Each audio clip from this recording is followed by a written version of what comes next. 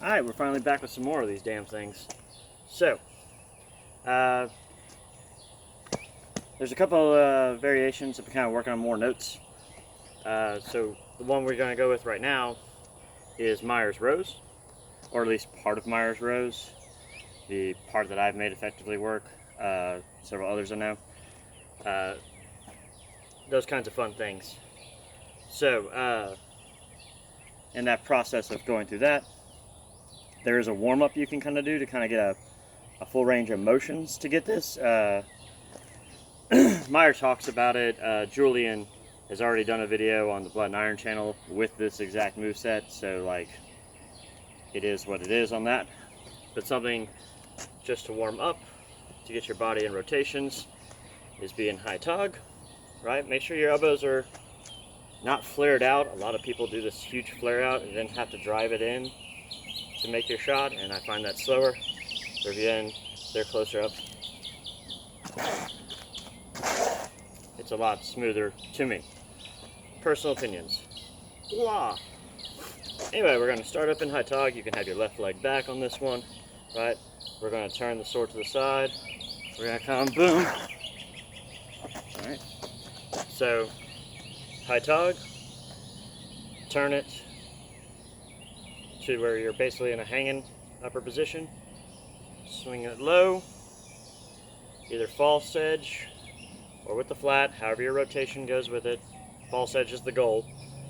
False edge, and come out ending in the right shield, right? So boom, boom, boom, right? And it's mostly just coming in till we get that rotation here and keeping your hands high. So mechanically, we're here, boom, as you're dropping, gets about towards the hip level is where the swing takes the feet. Use that momentum to come back up in the upper right shield. Okay?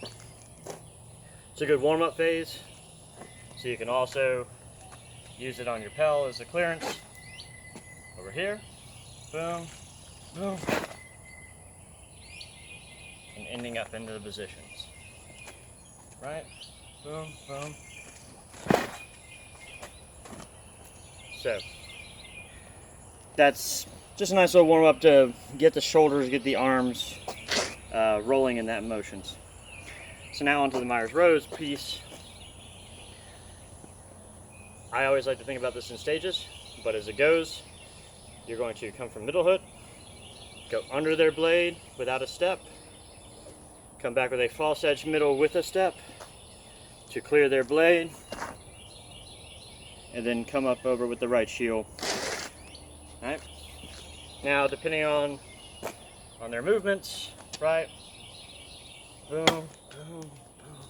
So I hit everything around me, right? I again have this bad habit where I end up low with mine, and you want to end up higher. You know, in that right ox, not down here, in this fenestra type place where I keep going. If you do, like, it's not as huge of an issue because you're still hitting them, but you're not defending yourself as well. So maybe it is a big issue. See if I can do this without hitting everything. So middle without the step, you'll feel the tensions. Clear with a right passing step. This will knock their blade as a reaction. Right shield, which will either come down and hit on the head, or you'll end up a bit further back here and you just step in and thrust them. So we're gonna break it down into some stages. Sorry that I'm having to use a tailgate of a truck. People are at the house and like my whole general setup is kind of fucked. So let's go on this and breakdown stage. Boom, boom, boom. We're gonna start in our middle. We'll put our right leg forward just so we have the body mechanics, making sure you're using the glutes, lower back, right?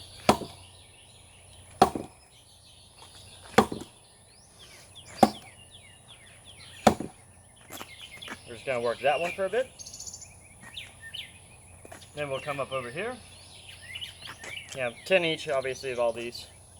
You're going to take your sword, opposite end like you've already made the swing over, so you're coming from the middle from the other side. False edging. You don't have to make the step here because it's all in that you pretty much have made your step.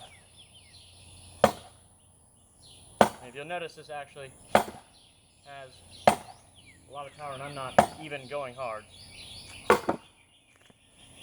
Alright, so 10 of those, starting to feel how the body shifts through them. And then what we'll do is we'll set up further from the pel from here. We'll go from this middle, we'll clear, step with that one, and that way now you're feeling the contact. So another notion I kind of use with mine is I'll swing the one towards the lower end and then try to come back up about, I don't know, about a hand span, so 5 inches, something like that, who knows. So from here, middle, clears, comes back up. So now I feel like I have a good contact point there. Once we've come from that, we're going to start with our right leg forward here. We're going to be making a step out this way, and our sword's on the outside here, so it's like I've made that middle clear. Come with the shield.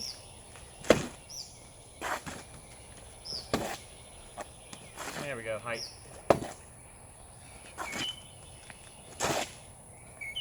So it's making sure you step and then you swing that hip around to make your contact. Right?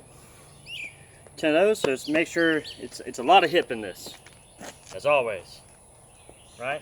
So you're here, stepping more or less where you're kind of evened out.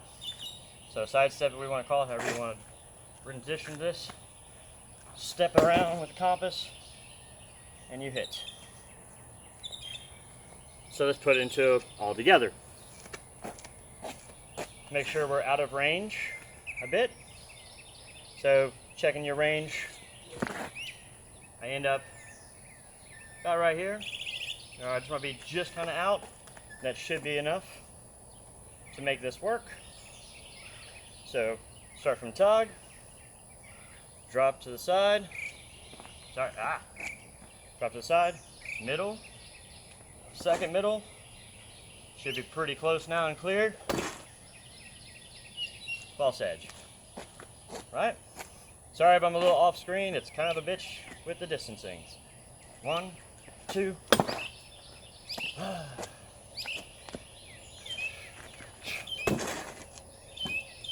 okay, so do 10 of those where you're getting the strikes in, and then once you felt good with that or you're feeling a lot more comfortable, we can worry about actually doing the thrust. So you'll take about another step further out, right?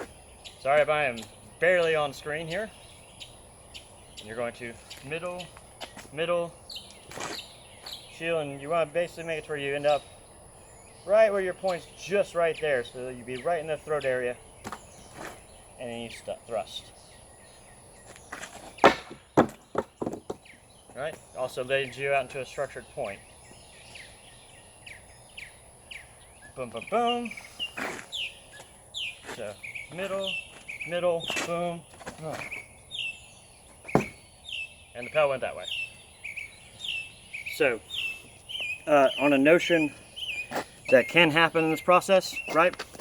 As you are coming around, it's very easy for a lot of people to want to come over with the long edge for their striking. Okay? It's kind of a different thing. If you're actually holding your edge up, long edge up, ox, the false is here, this has a structural point. Why? Because if they strike down or anything's on it, it has to break through your arm structure that's supporting it. If you're the other way, you're kind of also ending up in a thumb grip, but that can pop out. It breaks. It's a lot weaker structure. That's why the false edge and this position is so strong. So, hope that helps on that one. More coming.